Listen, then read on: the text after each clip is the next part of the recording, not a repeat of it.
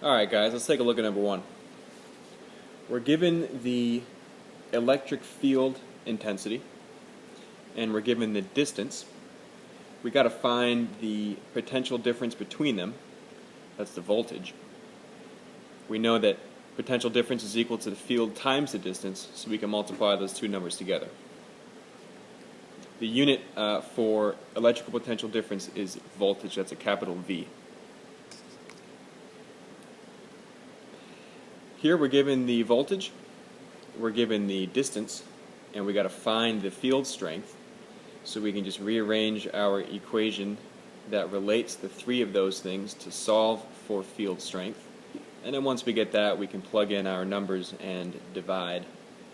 The unit for field strength is Newton per Coulomb.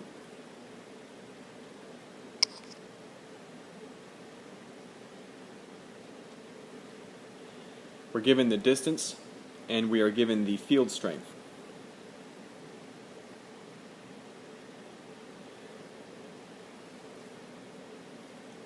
So we can plug in our two numbers to the formula. We don't even need to rearrange for this one.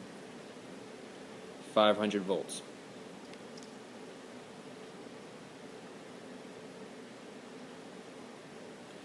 Here we're given the voltage. That's about the voltage that you get at your house if you were to plug something into the wall. We're given the field strength, and we need to figure out how far apart the plates are.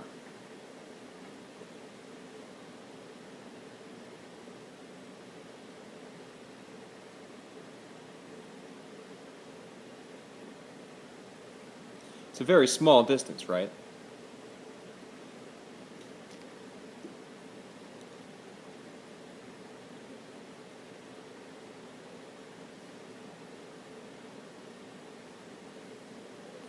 Here we're given the potential distance, the potential difference and the distance. We need to find the field strength. This is very similar to the previous problem.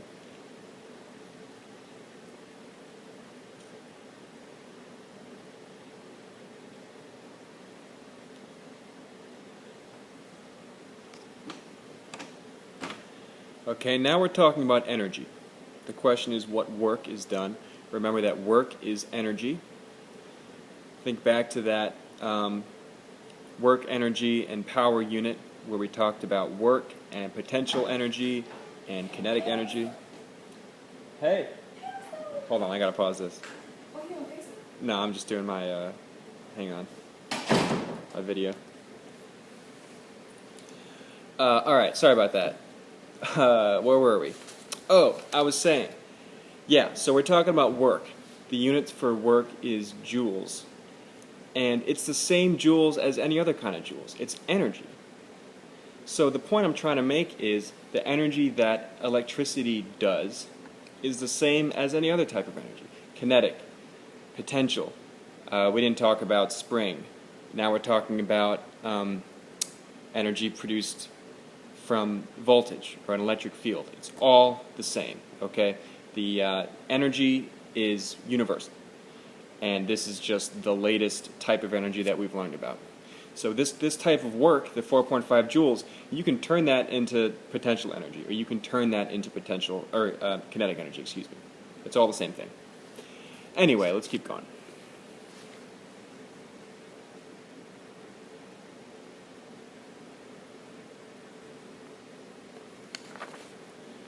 We're given the charge that's measured in coulombs, capital C. We're given the voltage. We need to find the work. We got to rearrange our equation, plug it in, find the work, and that's energy, guys. That's joules, just regular old energy. Even though we're talking about a new concept and it's new equations, it's still the same thing. It's the same energy.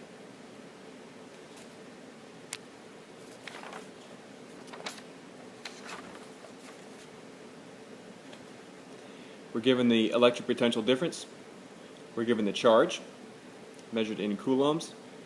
How did I find that? Well, you can Google it, or you can also look it up in your textbook. It's just the charge of an electron. Every electron has the same exact charge, and so that's a constant. So, now that we know the charge of an electron, we can find the work. We can use our equation here, rearrange it, solve for work, and we can find the work that is done on an electron. So this is pretty cool, right? This is literally the amount of energy that it takes to move an electron across a television screen.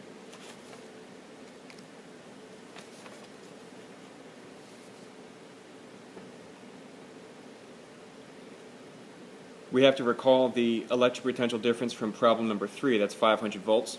We're given a new distance. We need to find the electric field strength. And we can do that.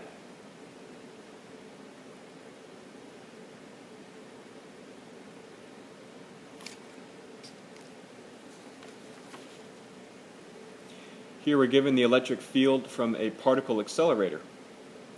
We need to find how much work is done to move a proton. What's the charge of a proton? I don't know. Well, you can Google it. It's the same as an electron. So you can look at number 8.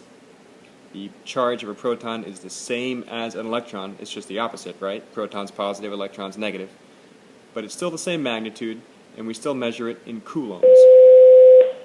Miss Phyllis Dysadoo, please call the front office to show me high campus.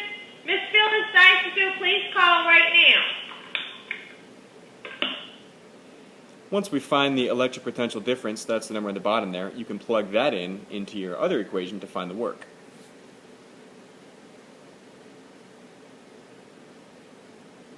Alright, so this is the type of stuff that physicists do. This is a real-life problem. You have a particle accelerator. You know the electric field of your accelerator because that's what you set. You turn your little knob and you set it to whatever you want. You know what the charge of a proton is. And you can move it through a certain different distance and do all sorts of different experiments on it, but you need to know how much energy you're going to expend because you need to plug that into your little formula for whatever experiment you're trying to do. But this is the type of stuff that you would do if you are a physicist and you're working at, I don't know, I mean there's that big particle accelerator in Poland and there's a bunch of smaller ones too.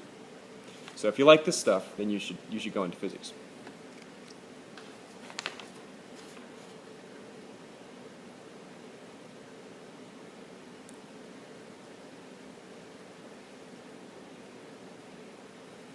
Number 11, we're given the weight of the oil drop, but it also says that it's suspended. That means it's floating. So if the oil drop is floating and we're given the weight, then we also know the force from the electric field, because the force of gravity and the force of the electric field must be equal in order for your oil drop to be floating. So now that we know the force, we also know the E, the electric field is given in the problem, so we can find Q. So here's our charge, but the question is how many electrons is that? Well, we know the total charge, and we know the charge of one electron. We know that from number 8, or you can Google it. So you can simply divide our total charge by the charge of one electron to figure out how many electrons you have on your oil drop. Turns out the number's about 2. So there are about 2 electrons on your oil drop. This is how Robert Millikan did his oil drop experiment to determine the charge to mass ratio of an electron. You might have learned about that in your chemistry class.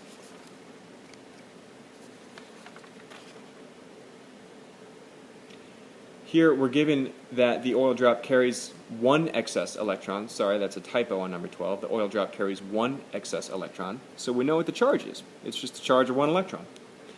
The force is given because it's the weight and we are suspending it. So if we're suspending an oil drop, the force of gravity is equal to the force of the electric field. We need to find the strength of that electric field, which is capital letter E, so we can plug those two values, the force and the charge, into our equation to find the field strength. Okay? I hope that this was helpful.